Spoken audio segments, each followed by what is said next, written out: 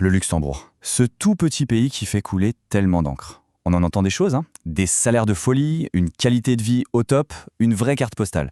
Mais comme souvent, la réalité est un peu plus nuancée. C'est un pays de contrastes, de gros avantages, mais aussi de vrais défis.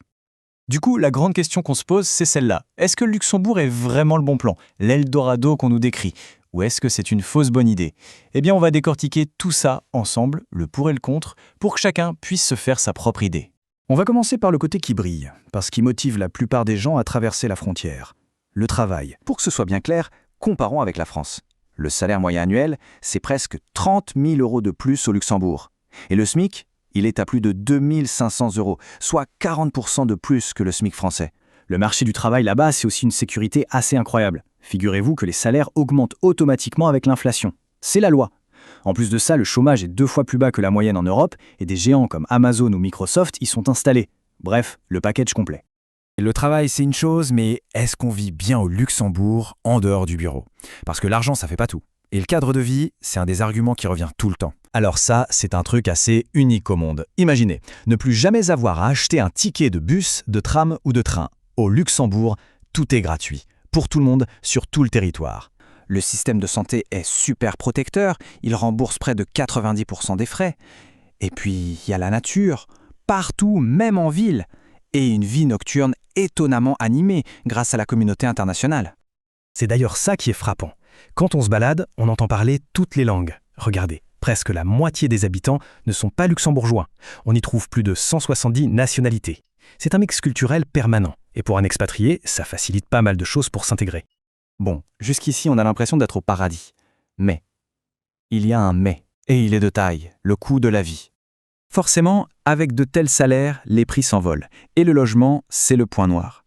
Pour avoir une idée, un petit studio peut facilement monter à 1 500 € par mois. Et si on rêve d'acheter, eh bien il faut avoir les reins solides, avec des prix qui n'ont rien à envier à Paris ou Londres.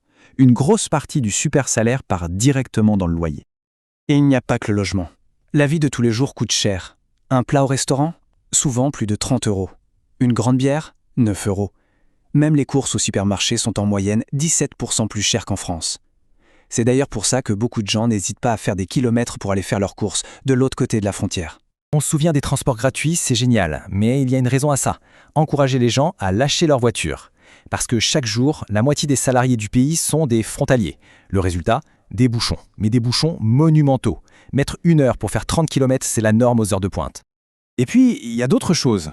Le climat, par exemple. Si on cherche le soleil, ce n'est pas la destination idéale, surtout avec ces hivers longs et gris. L'intégration sociale peut aussi être un peu compliquée. Il y a souvent un monde des expats et un monde des locaux. Et enfin, ce sentiment que tout le monde est de passage. Beaucoup ne restent que quelques années, ce qui rend parfois difficile de nouer des liens très forts sur le long terme. Finalement, tout se résume à ce paradoxe.